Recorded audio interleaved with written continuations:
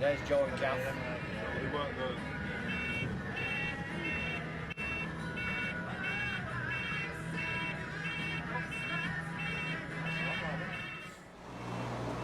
City is on it! City is on it! City is the one for call. City is on it!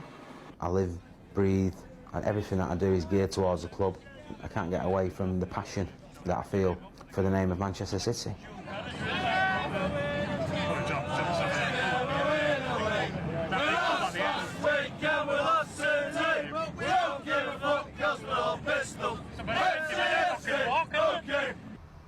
It's kind of part of the whole British spirit, really, in a way. It's the kind of underdog phenomenon. It's the Dunkirk effect. It's, we'll show them.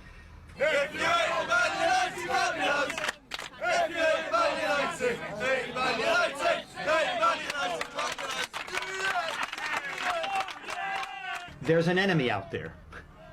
When you're in the Premier League, the enemy was Manchester United. Now it's just everybody's the enemy.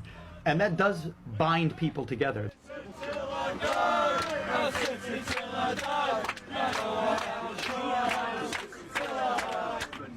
I've never seen Man City win anything. I've seen them appear at Wembley once, but I've not seen Manchester City achieve anything. I've had nothing to shout about at all in the whole of what we've had this 20-odd year nightmare. City supporters are not, I'm going to follow a winning club. You know, everybody supports Manchester United, Arsenal, Liverpool. I see it from my daughter when she goes to school. Most of them United supporters. Oh no, I'm a City supporter. She makes it known. It gives you a different kind of identity. It's a kind of non-conformist identity.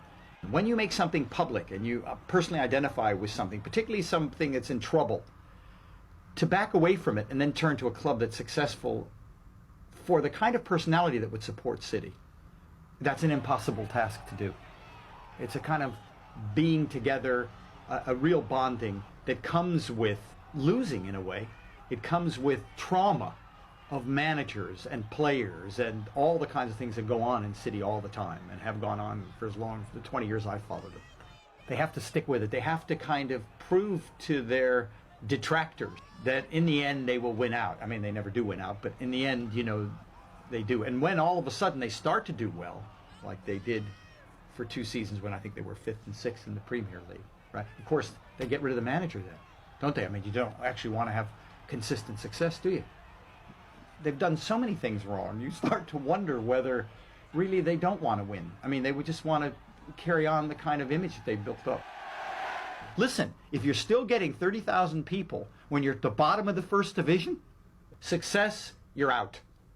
You're probably out anyway if you're unsuccessful. So whichever way you do it, you know, the survival rate of managers is just legion, isn't it? I mean, it's just incredible.